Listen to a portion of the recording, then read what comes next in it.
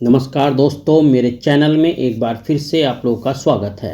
दोस्तों, मैंने पिछली वीडियो में आप लोगों को बताया था कि हुमायूं चौसा के युद्ध में शेर खां से किस प्रकार पराजित हुआ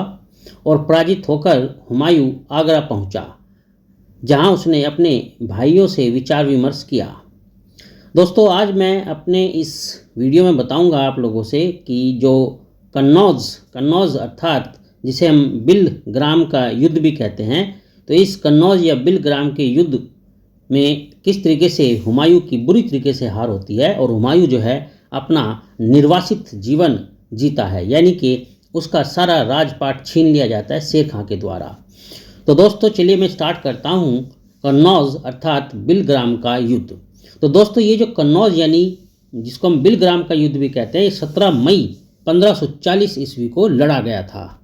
दोस्तों, बेसिकली होता क्या है कि जब हुमायूं जो है चौसा के युद्ध में शेर खां से पराजित हो जाता है तो आगरा पहुंचता है और आगरा जाकर अपने भाइयों से विचार विमर्श करता है। और इसी बीच जो है हिंदाल भी अलवर से उसकी सेवा में आकर उपस्थित हो जाता है और हुमायूं जो है अब उसको क्षमा कर देता है, यानी कि जो हिंदाल जिसने हुमायूं के खिलाफ अपना सर उठाया था वो आकर क्षमा मांग लेता है और हुमायूं जो है उसको क्षमा कर देता है। मोहम्मद सुल्तान मिर्ज़ा भी जो है उसकी सेवा में आकर उपस्थित हो जाता है, लेकिन जो कामरान होता है वो कामरान बहुत ही महत्वाकांक्षी व्यक्ति था और उसने जो है ऐसी संकट की स्थिति में, जब हुमायूं बुरी तरीके से जो है शेर खां से हार गया था और एक संकट में आ गया था, तो इस संकट की स्थिति में कामराज हुमायूं का साथ नहीं देता है और वो जो है लाहौर जो है वापस लौटने का निश्चय कर लेता है। तो मतलब कहने का ये हुआ कि हिंदाल और सुल्तान मिर्ज़ा तो आकर जो है मिल जाते हैं हुमायूं से, लेकिन कामरान जो है उनका साथ नहीं देता है और वो अपना लाहौर की तरफ ही चला जाता है, क्योंकि वो बहुत ही महत्वाकांक्षी व्यक्ति होता है।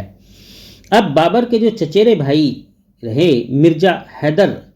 दोगलात, ठीक है, तो ये चचेरे भाई थे इनके मिर्ज़ा हैदर दोगलात, इन्होंने हुमायूं और उसके भाइयों को शेर खां के विरुद्ध संगठित होने के लिए 6 महीने तक प्रयास किया।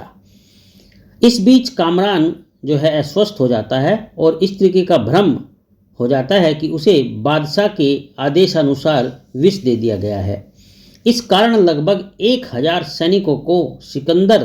के नेतृत्व में हुमायूं की सहायता के लिए आगरा छोड़कर स्वयं लाहौर चला जाता है। अब जब इस बात का पता चलता है शेर खां को कि हुमायूं और उसके भाइयों में जो है कुछ आपस में मतभेद है, तो वो इसका फ़ायदा उठाने के लिए अपने पुत्र को जो है भेजता है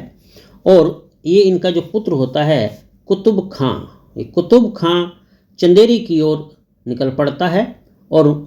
ये जब चंदेरी की ओर निकलता है मुग़लों से लड़ने के लिए, तो मुग़लों के द्वारा जो है ये कालपी के निकट पराजित हो जाता है और वहीं पर इसकी मृत्यु हो जाती है, यानी ये मार गिराया जाता है। शेर खां को जब इसकी सूचना मिलती है तो बहुत दुखी होता है और उसका जो क्रोध होता है, जो क्रोध की अग्नि होती है, वो 7वें आसमान पर होती है। अपने पुत्र की हत्या का बदला लेने के लिए उसने कन्नौज पहुंचकर गंगा नदी के तट पर सैनिक तैयारियां शुरू कर दी जाती है, क्योंकि उसके अंदर जो है अब बदले की जो आग थी वो धुधक रही थी। इसी समय मोहम्मद सुल्तान मिर्ज़ा अपने पुत्र सहित हुमायूं के शिविर से पलायन कर जाता है, जिससे हुमायूं की सेना में जो है काफ़ी असंतोष उत्पन्न हो जाता है। ऐसी दशा में हुमायूं ने नदी पार कर युद्ध करना ही उचित समझा और वो नदी पार करके जो है युद्ध करने के लिए निकल पड़ता है। लेकिन नदी पार करते ही जो है वर्षा आरंभ हो जाती है, यानी जो बारिश होती है वो प्रारंभ हो जाती है और इस बारिश के प्रारंभ हो जाने से हुमायूं की सेना में अस्वस्थता फैल गई, यानी उसमें जो है जो एक तरीके का डिस्टर्बेंस था, जो एक अस्वस्थता थी वो फैल जाती है। शेर खां ने इस अवसर का लाभ उठाया और 17 मई 1540 को मुग़ल सेना पर धावा बोल दिया और इस अचानक आक्रमण के कारण जो है जो शेर खां था वो बहुत बड़ी सफलता से जीत जाता है, यानी उसको काफ़ी आसानी से जो है विजय हासिल हो जाती है और कन्नौज के युद्ध में इस तरीके से हुमायूं जो है बुरी तरीके से परास्त हो जाता है और वो विवश हो जाता है इधर उधर भटकने के लिए, क्योंकि अब उसका सारा राजपाट जो है शेर खान ने छीन लिया। तो ये था दोस्तों कन्नौज अर्थात बिलग्राम का युद्ध, जो 17 मई 1540 को लड़ा गया, जिसमें शेर खान ने